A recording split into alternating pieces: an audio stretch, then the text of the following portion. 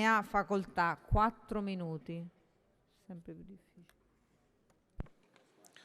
Sì, grazie Presidente, illustri membri del Governo, dovrei dire illustre membro del Governo, colleghi deputate e deputati.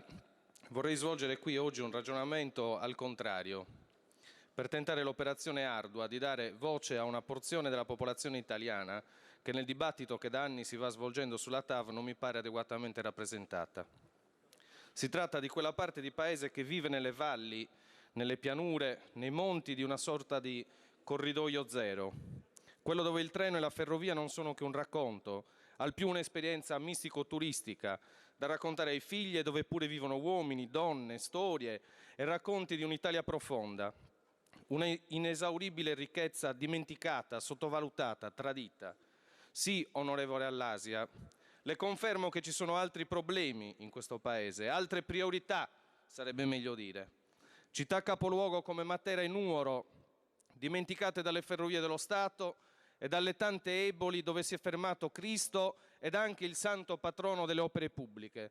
Tratte ferroviarie come la Cagliari-Sassari o la Pescara-Roma, per fare un altro esempio, 200 chilometri circa di linea ferrata, più o meno la distanza coperta dalla Torino-Lione, da percorrere comodamente e quando va bene in 3 ore e 56 minuti di viaggio, su binari a scartamento ordinario messi in posa nella seconda metà dell'Ottocento, su macchinario che a volergli bene è degli anni 70, in carrozze nelle quali l'aria condizionata è un privilegio. Sono tanti, sono troppi corridoi zero in questo Paese, aree scollegate, isolate, nelle quali è il diritto stesso alla mobilità delle persone ad essere pregiudicato, da sempre negato.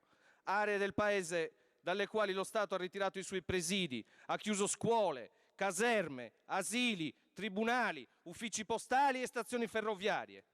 Territori che vengono considerati un costo per la collettività, rami secchi di una discussione solo apparentemente schizofrenica, nella quale ad ergersi a paladini delle grandi opere ed a chiedere la chiusura dei presidi periferici dello Stato sono le medesime persone.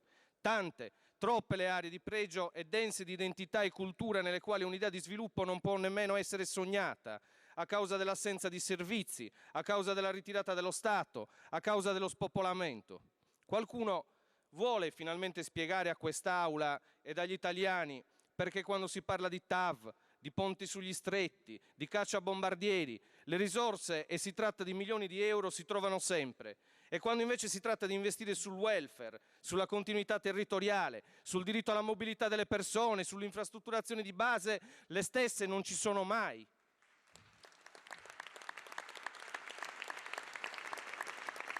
Perché dunque tanta ostinazione sulla TAV e così poca attenzione sulla ricostruzione dell'Aquila? E qualcuno si è forse chiesto a che punto siano arrivati i lavori di messa in sicurezza del territorio di Giampilieri? Ed allora, la vogliamo fare finalmente una revisione seria della spesa pubblica? Allora basta per davvero con gli sprechi di denaro, chiudiamo quel cantiere. Non imponete ai valligiani ciò che non vogliono, riempendovi la bocca di una retorica neofuturista sulle luminose sorti e progressive che aprirebbe il corridoio 6 Torino-Lione. E qui non ci sono luddisti, onorevoli colleghi, ma persone che vogliono volgere lo sguardo al paese reale, che non di una o due grandi opere avrebbe bisogno, ma di 10, 100, 1000 importanti, decisive piccole opere. Una spending review che sposti lo sguardo dai progetti faraonici alla cura, bonifica e messa in sicurezza di un territorio nazionale violentato e saccheggiato dalla speculazione e dall'incuria. Grazie. Grazie. Ha chiesto la parola il deputato Gaetano Nastri, massimo 19 minuti.